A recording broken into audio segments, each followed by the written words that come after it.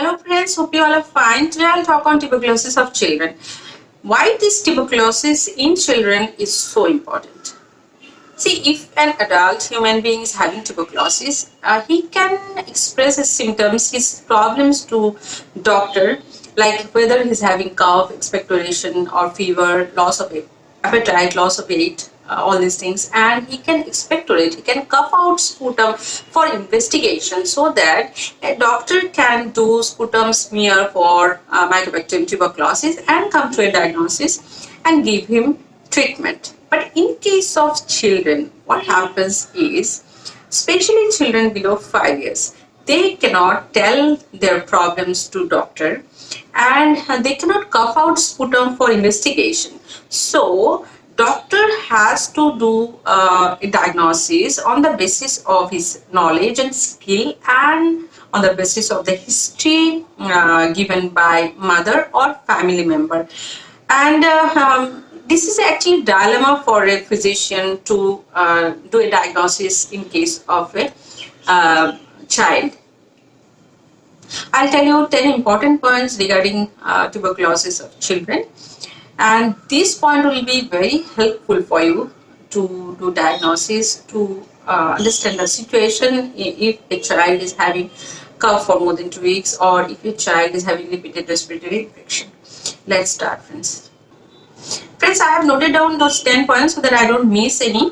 The first one is the source of infection in a child is mostly an adult who is in contact with the child.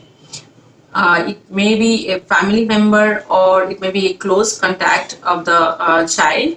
So in almost all the cases, child will be having tuberculosis if there is a family contact of sputum smear positive pulmonary tuberculosis.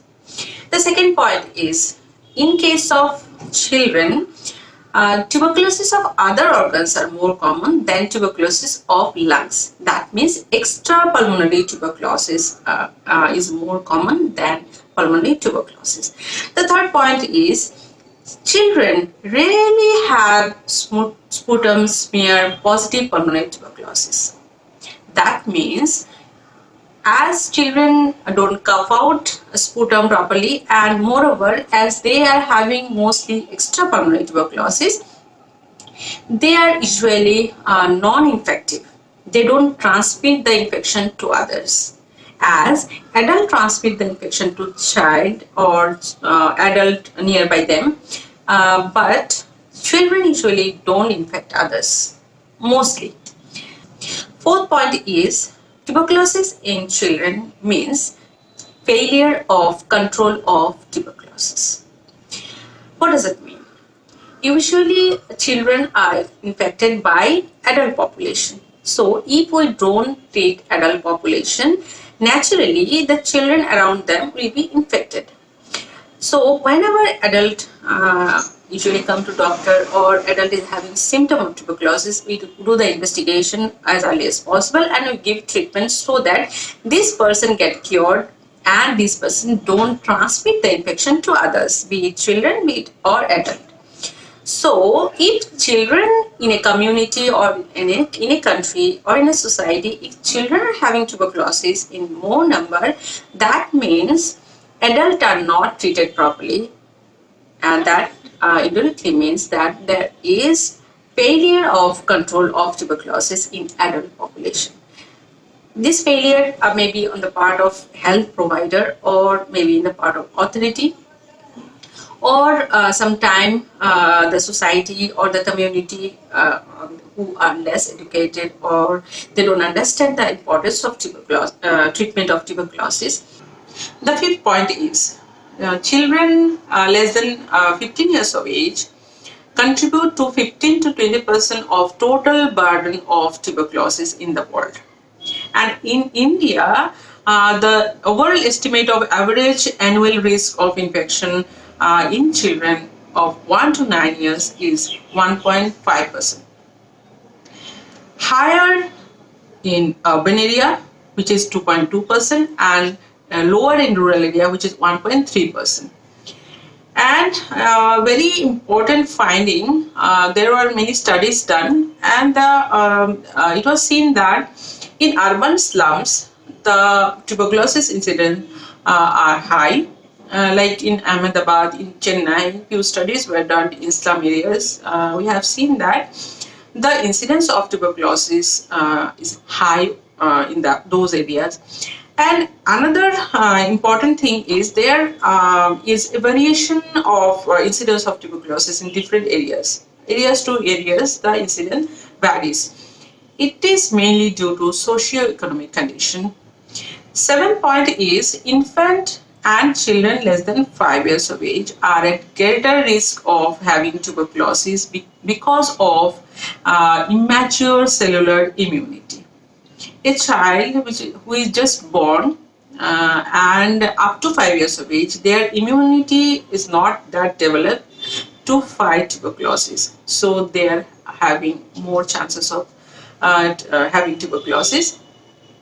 And gradually the chances are less, like 5 to 12 years of age, the chances of having tuberculosis is less than infant and children less than 5 years of age.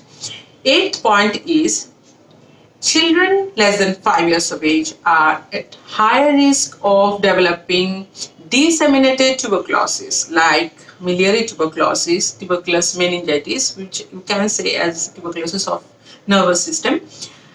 This disseminated tuberculosis is actually dangerous because there are associated greater risk of morbidity and mortality. I mean, increased risk of death in children because of disseminated tuberculosis. The next point is infants generally get the infection from mother. In almost all the cases, mother actually transmit the infection to infant. So any mother having cough for more than 2 weeks or having suspicion of tuberculosis should be investigated for tuberculosis and give treatment. Otherwise, a child will be infected. The last point is infected children can have tuberculosis at any age. If a small baby is infected by his mother but he doesn't develop the disease, it doesn't mean that he cannot have the disease in later life. He can have this disease at any age and whenever his immunity is suppressed. Mainly immunosuppressive condition like HIV infection, measles, whooping cough, malnutrition. In all those conditions, the immunity of the person get low. Then the tuberculosis comes as a disease. Those person who were earlier infected get the disease now after his immunity is down. So that's all. I have told you 10 important points regarding tuberculosis of children. I hope you have liked this video. If you have liked this video, please click the like button and subscribe my channel. Thank you.